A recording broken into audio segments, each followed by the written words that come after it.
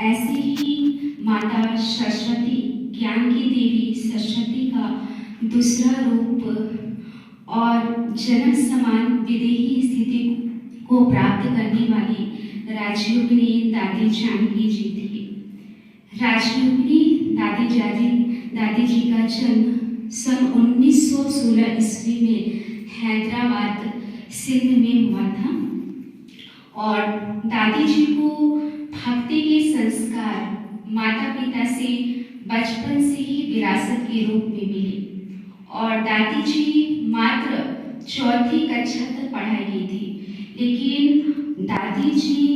46,000 बहनों की अलौकिक माँ थी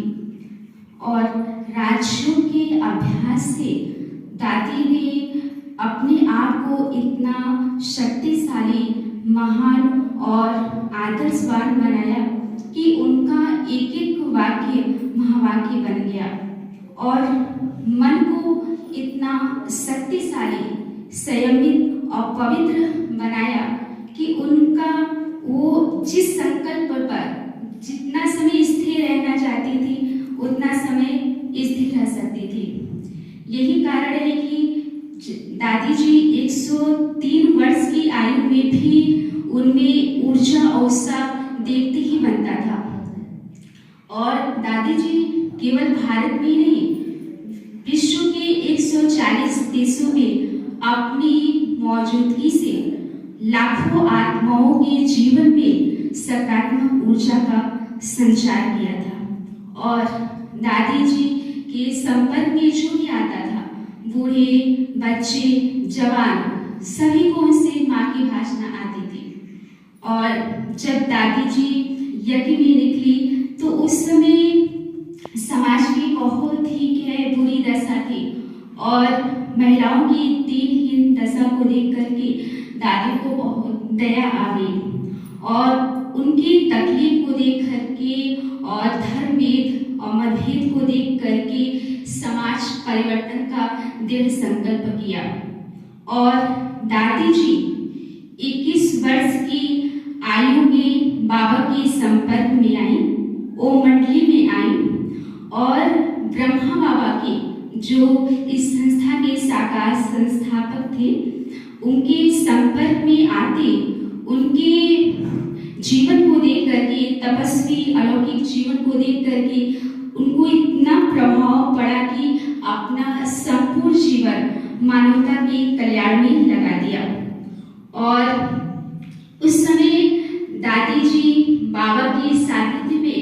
लगभग 14 वर्ष तक गहन तपस्या की और उस समय यज्ञ में 300 भाई बहने थे जो स्नेह और प्रेम से रहते थे और ईश्वरीय विश्वविद्यालय की जो 4 सब्जेक्ट है, ज्ञान, योग, धारणा और सेवा, चारों सब्जेक्ट में उन्होंने अपने आप को परिपक्व बनाया था और सवेरे ब्रह्म मुहूर्त में 3 बजे उठना और सारा दिन योग साधना में बिजी रहना, यही उनकी दिनचर्या थी। सन 1950 में कराची से माउंट आबू राजस्थान में संस्था का स्थानांतरण हुआ और सन 1970 में दादी जी ने पहली बार विदेशी जमीन पर मानवीय मूल्यों का बीज बोने निकले और वहीं से विश्व सेवाओं का शंखनाद शुरू हुआ और धीरे धीरे कारवां बढ़ता गया। दादी जी तो मात्र चौथी कक्षा तक ही पढ़ाई की थी, लेकिन उनके स्नेह और प्रेम, अपनेपन की भाषा ने विदेशी जमीन पर ही भारतीय संस्कृति को स्थापित कर दिया था। जो भी दादी के संपर्क में आता था वो प्रभावित हुए बिना नहीं रह पाता था और आप तो जानते ही है कि जो यह ईश्वरीय विश्वविद्यालय है यह साफ सफाई को लेकर के, स्वच्छता को लेकर के एक पहचान बनाई है और इस स्वच्छता को बढ़ावा देने के लिए भारत के प्रधानमंत्री नरेंद्र मोदी जी ने भी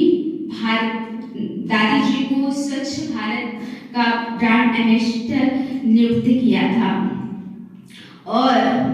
संकल्प शक्ति का कमाल कर दिखाने वाली यूरिक एलियट ने भी दादी की युग की शक्ति का लोहा मान लिया था और दादी जी को विश्व की स्थिर मन वाली महिला होने का खिताब दिया था। और दादी जी इतना कर्मठ शक्तिशाली थी और युग की शक्ति का कमाल था कि सारे विश्व के 140 देशों में अकेले ही भारतीय संस्कृति का और आध्यात्मिक स्थान प्राप्त किया था।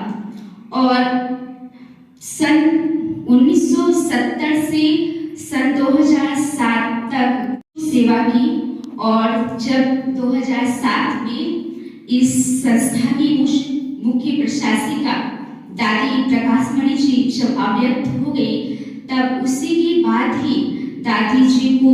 मुख्य प्रशासिका के रूप में नियुक्त किया गया और 37 वर्षों तक विशेष तपस्या की। और युग की शक्ति का कमाल है कि 103 वर्ष की आयु में भी उम्र को भी मात देते हुए युवाओं जैसी उमंग उत्साह देखने को मिलता था। और दादी जी को सेवा के लिए कई राष्ट्रीय और अंतर्राष्ट्रीय पुरस्कार से भी सम्मानित किया गया और भारत में भी बहुत से पुरस्कार मिले। और दादी जी ने भी जो भी कार्य किए, जो भी व्यवहार, उनका हर एक बोल कर्म हम सभी लोगों के लिए एक आदर्श है और प्रेरणा स्रोत है और इन गुणों को अपने जीवन में धारण करके चले, यही हम सबके लिए सच्ची श्रद्धांजलि होगी।